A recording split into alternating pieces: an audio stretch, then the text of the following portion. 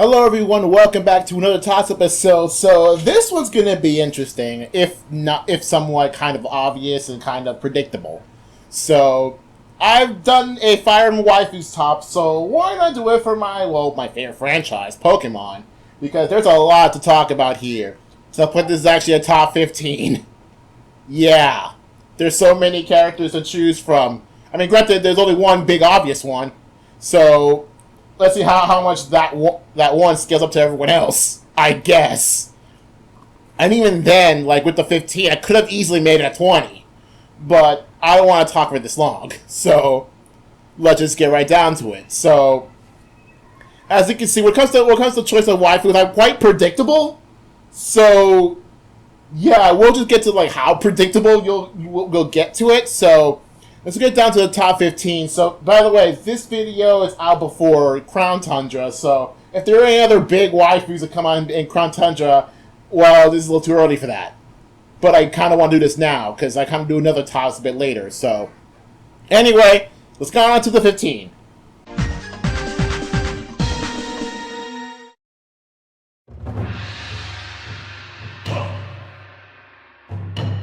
So, I guess we call this a shout-out to Honey, because like Honey kind of fills a kind of archetype, so to say, of a waifu I would love, and that is a really cool mom. Okay, so here's an example of a really cool mom. Okay, so I've been watching Yu-Gi-Oh! Arc 5, and my goodness, the main character's mom is so cool. Like, she's a really absolutely cool character that she's immediately made to waifu status. Now, if you wonder why am I talking about Yu-Gi-Oh! In a Pokemon video, well, this is basically Honey.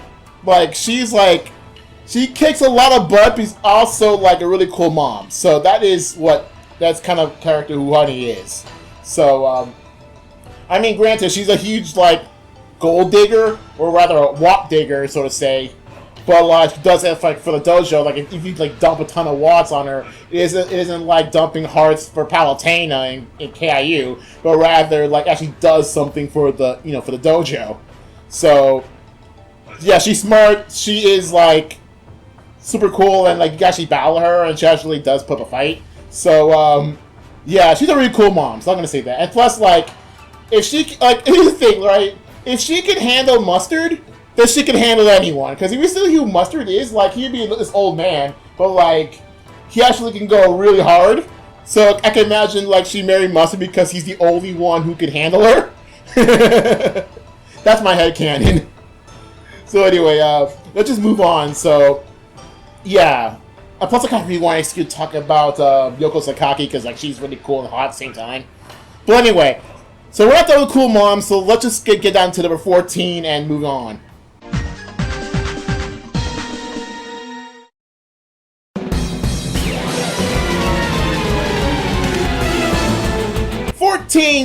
Battle Shadowing Dana. If you're wondering, like, of all characters, a lot of triple battleists, is it because of Pink? Probably, but like, it's because like her weird piratey accent. I don't know. I don't remember like where the originator of that kind of voice comes from. It's just that like, that voice actually tells a story of like the kind of like characters the Battle Shadowlands are. Because like you could probably tell they probably like from Galar originally. Dude, it'd be kind of sick if we get some sort of cameo in Galar, it'll probably be the Battle Shadowlands, because like they talk with like a thick like piratey accent, which is like synonymous with like England, but like and how like that like what's the name Morgan, who like tried to keep the other three in check, or at least like try to put up a show, trying to be like more like people in Kalos and trying to be nice and all. But like, Jane doesn't want any of it. He just wants to flaunt like her natural voice or whatever. So I guess that's kind of cool. So I guess like she's like the cool one. Normally, if like given my predictableness, I probably would put Morgan into this particular slot. But I decided not, because I just like Dana more because like her personality.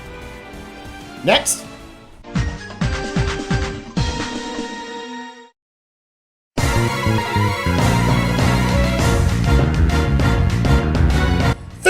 Shelly from ORAS, specifically.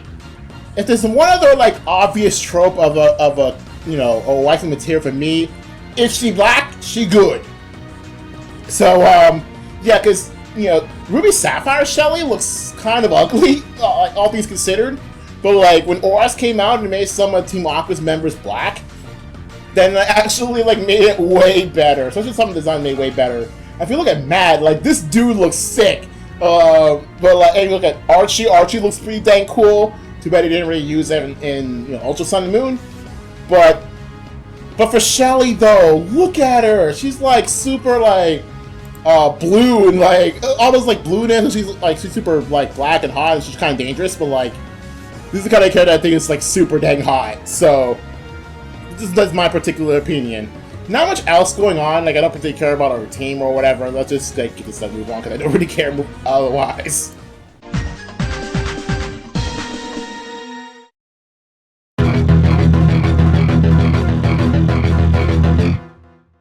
Now, speaking of black women, here comes Olivia, who's like, it's kind of funny how the kind of character Olivia is. Like, she's kind of like painfully single, and by like painfully single is like she admits herself that she's pretty dang single. Like everyone else keeps telling that she's single, even her toys tell her that she's single. It's like, and I'm like, wait a minute, you look this hot, and nobody has bothered to ask you out. Are you really like maybe like so like powerful or something that everyone's too scared to ask you out, or you just don't want to date or something, you just want to be single? Because look, Olivia, with this body of yours, there's no way you could still be single. I'm just saying. You're freaking hot, okay? Okay. Moving on.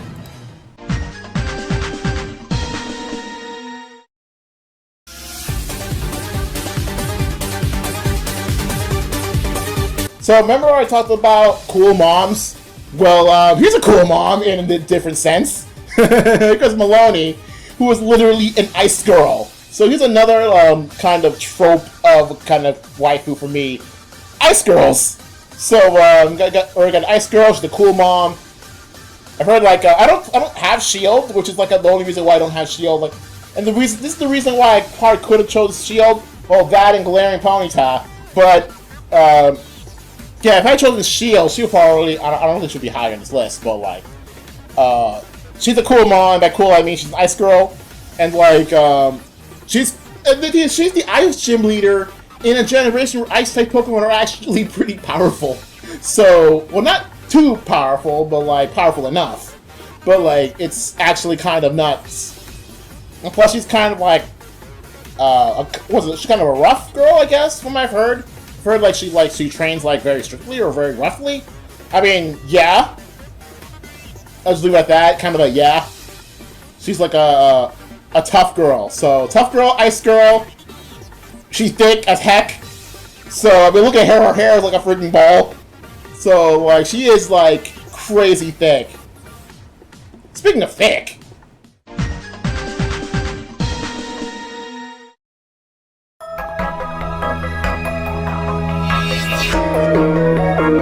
So, here comes Wicke. So, yeah, this is the kind of character who everyone considers quote-unquote thick Wicke. Heck yeah, I quoted myself at one time. But, like, yeah, so Wicke is a very nice girl. Like a lot of the others, she is, like, very nice girl. Like, she's trying to be a motherly figure, unlike the other motherly figure who tries to be a motherly figure, Sun and Moon, but, like, you know what I mean? Who's actually on this list.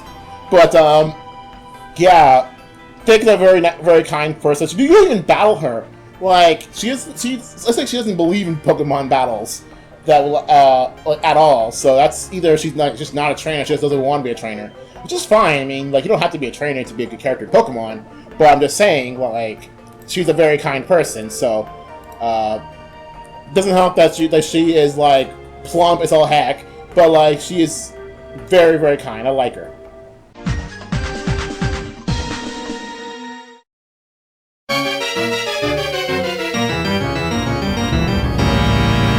Okay, so here comes an unorthodox choice. Not the most unorthodox choice, mind you, but it is unorthodox regardless. Concordia, specifically, the yellow one out of these two. So, out of Anthony Concordia, who they are, if you don't remember, he's the only you do find who the two are. Startup, black and white. Is the one with the yellow hair. The one with yellow hair looks like has bunny ears. That's Concordia. So yeah, they're both like characters who kind of like adopted children get sis, try to be. It kind of ends like sort of sisters. I guess you can say they were like adopted sisters. And like both of them are very like kind-hearted. Again, kind of like Wicke, they don't battle a lot. They're mostly just kind-hearted, and just kind of don't want to battle a player, or just want to battle in general.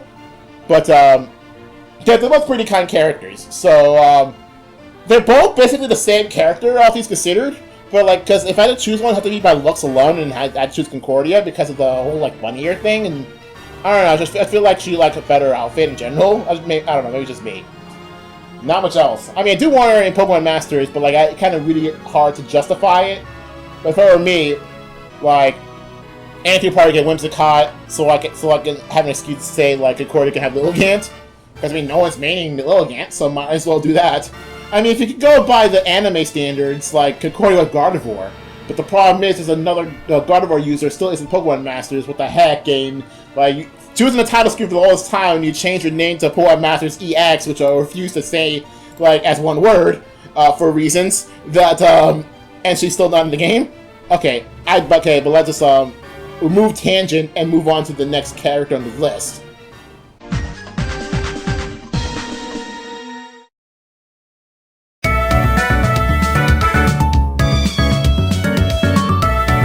Here comes another Gen 5 character, and let's just say there's a lot of Gen 5 characters, like, not just the ones I already mentioned, but the ones coming up later.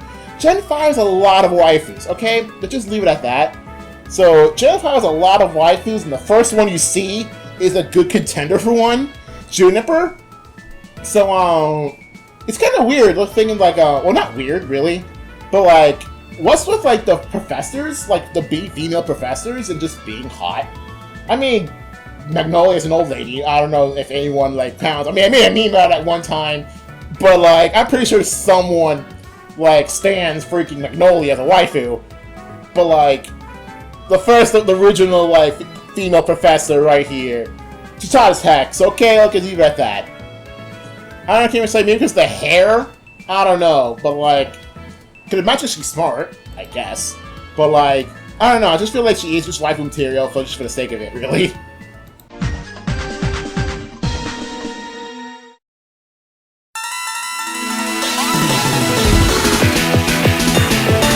Okay, it's Dahlia! So, okay, I'm gonna have to say this, because every time I mention Dahlia, I have to mention this one phrase I did back in the Hardcore Boss playthrough. Can I touch her hair? My goodness, look at this girl's hair. This is all, like, kind of out there. It's instead of just all being, like, one, like, long bunch of hair, it's just a bunch of, like, really big strands, like, just kind of wilding around like some sort of, like, Medusa figure. I don't even know. Either way, dang, she's freaking hot. That's all I'm gonna say, she's freaking hot, like, the yellow and blue, like, the aesthetic is really, like, they go well together.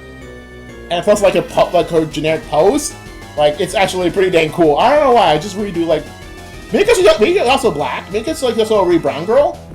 I mean, I guess that counts. I mean, brown girls, and she's pretty hot, like, the hairstyle is pretty nice. I don't know, I just feel like, Dahlia's a pretty cool character, okay? I kind of want her in Masters. I want her up Tokate. I don't know, it's just me.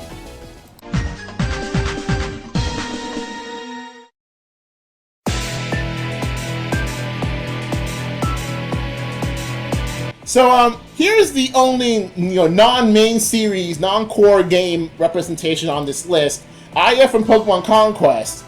I mentioned this before, it's because Ice Girl. So not only is she Ice Girl, but she's also a healer. So, my goodness, phone, can you stop, like, interrupting me? Anyway, so yeah, Aya is, like, for Pokemon Conquest, the only, like, non-main series, mostly because, like, the spin-offs don't produce that many waifu material. There are kind of few that tried, but most don't. So I can't really, say much. But I guess like out of like all of the spin-offs, this one's the hottest. Because 1, Ice Girl, 2, Healer, 3, Long-Haired Girl. I mentioned this, but Long-Haired Girl is definitely another trope of mine for waifu material. I don't know, I just really do like a lot. So, okay, just really do like her a lot. Her outfit's actually really great. Even her last outfit's really great. So, yeah, she just kind of, like, says everything going. Let's leave it at that.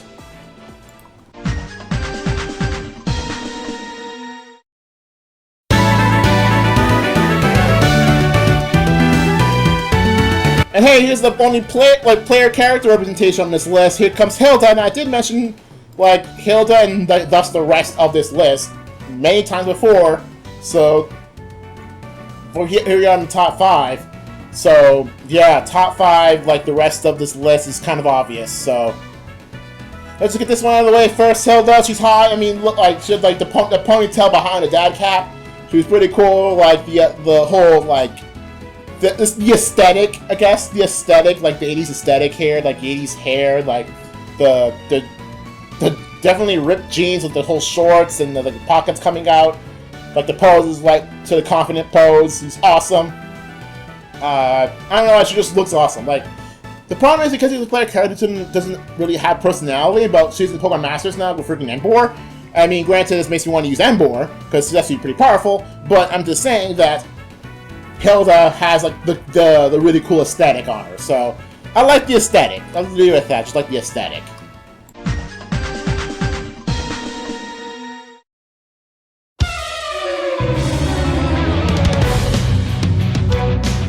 Alright, so we're in 4 now, and here comes a very, like, old-school favorite waifu, Lorelei. I mean, she's an ice girl. That in itself is, you know, pretty up there. And here comes the old sexy librarian, like, aesthetic from Let's Go, specifically. Yeah, obviously, I thought she looked like a sexy teacher, sexy librarian kind of aesthetic, with the whole glasses, with the, you know, long hair, red, like, ponytail, like, the...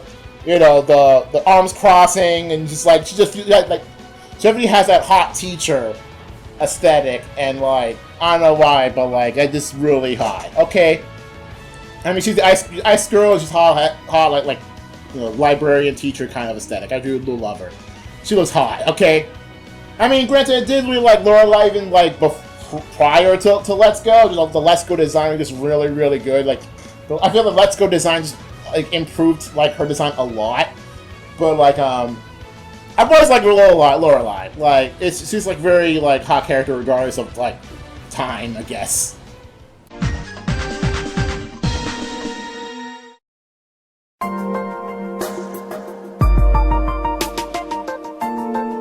Okay, 3. Here comes a very obvious, like I've mentioned this a lot, waifu, Fennel. I mean, look at her hair. Like, it extends all the way past her knees. Like, if there's one, like, shining example of a long-haired girl that I love, it's this one more than anything. Even more than number 2 in this list. But, like, when it comes to, like, classic Gen 5 waifus, for me, it's this one more than the others. I mean, she's a scientist, so she's smart. I do like that little, like, flower hairpin that she has. She's cute. And like her main Pokemon is a Psychic type, which is my favorite type. And then the whole Dream World thing, because I remember going to Dream World a lot back when it was still active, because there was a lot of useful stuff there. Plus, kind of fun. All these, even like there's not much fun, but it's still fun back when it was still active. But yeah, so I did see her quite a lot back when Dream World was still active.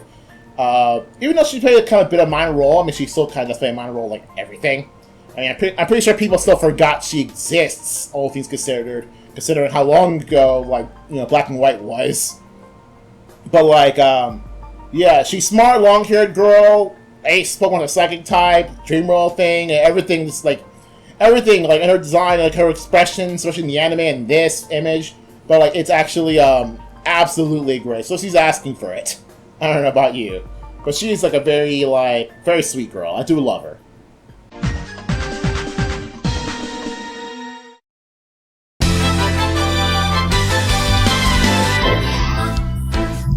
Okay, number 2, here we go. This is the one.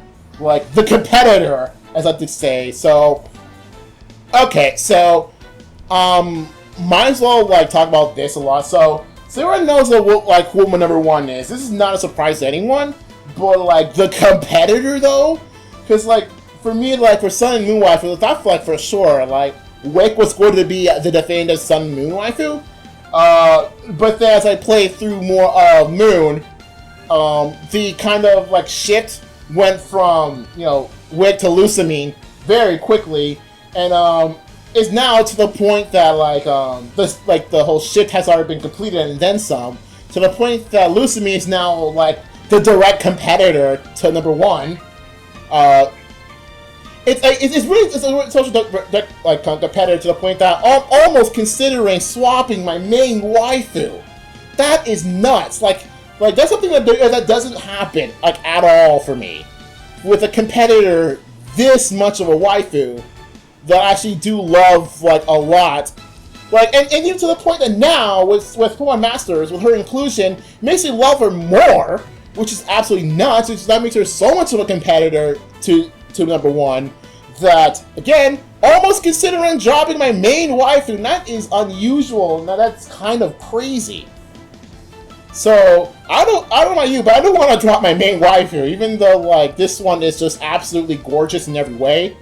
Like even like that, like because first of all, okay, let's start with the first, right? Crazy long hair, check. 2, crazy, check. 3, mom, check.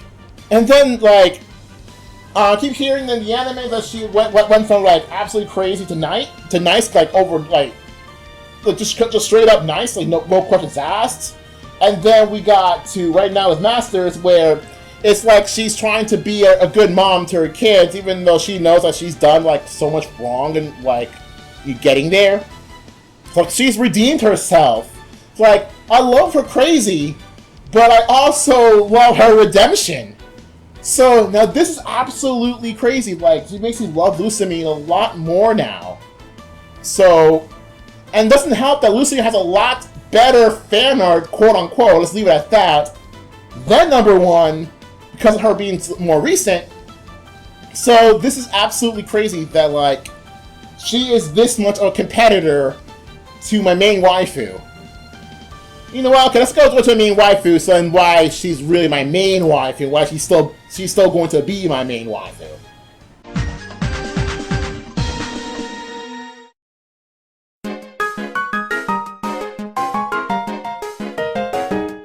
Okay, my main waifu. So this one is very like okay, just like the story of this as being my main waifu is pretty long. Like it's definitely a lot longer than the competitor.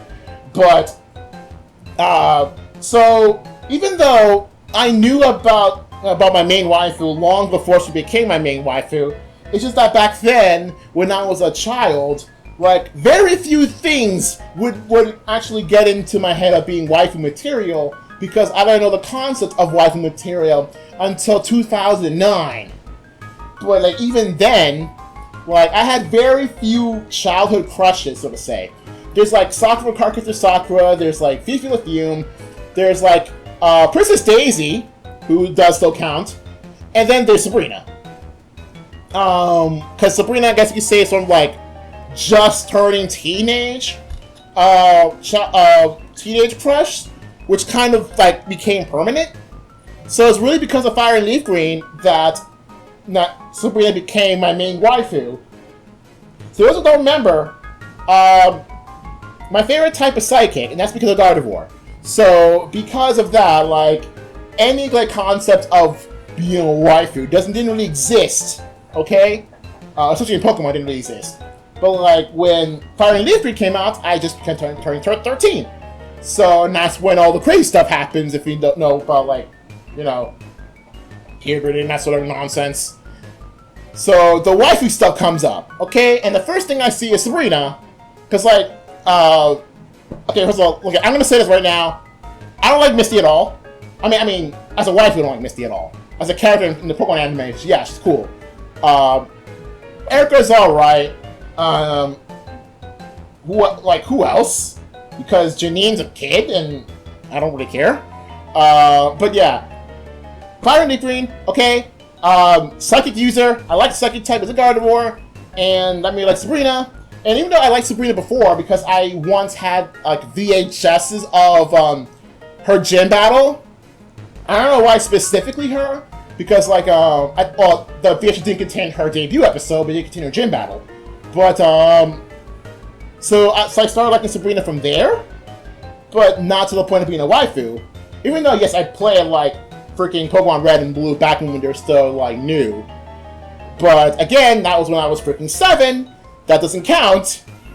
So yeah, Fire and Leaf Green became a main waifu, and then became my main waifu even more with Heart Gold Soul Silver, and that just kind of like escalated from there.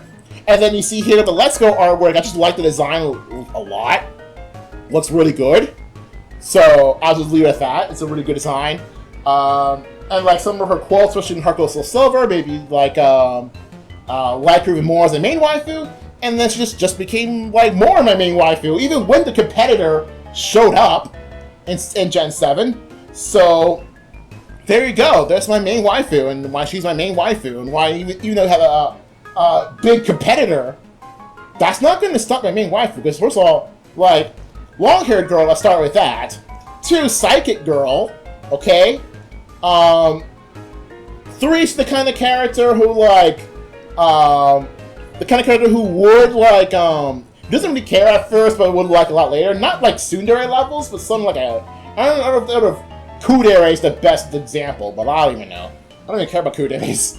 But like she really doesn't want to fight. She just kind of does. So, and like in Pokemon Masters, holy crud! Like when I first noticed like in Pokemon Masters that Sabrina's probably the best healer in the game. And that's just one of the that's just like probably the best healer in the game. She's also one of the best characters in general in the game. Holy crud! Like no amount of competitors at this point is gonna make me like Sabrina can see some freaking healer in Pokemon Masters, and like that like threw everyone else in the trash. Well, until Lusamine showed up and became Ice Girl. Yes, like Lusamine, like the competitor came in as an Ice Girl. And that was just like kind of another like reason to have a competitor is absolutely freaking nuts. And I mean, the reason why Sabrina's still my main waifu, I mean, it's because like, yes, Lusamine's a freaking MILF, but like, I don't know if and like she's still like married, even though her husband, like, whole point of like her being crazy because her husband disappeared, and has amnesia. But like, yeah, freaking main waifu. Okay, we done. So. Next tops is going to be okay, so it's pretty much more or less done. Let's go do it. It's time for a tops episode that has been on the back burner for literally years. But now, with the advent of a specific game coming out, now will be the time to bring it back up from the proverbial underground. See you guys later for Pikmin 3 Enemies.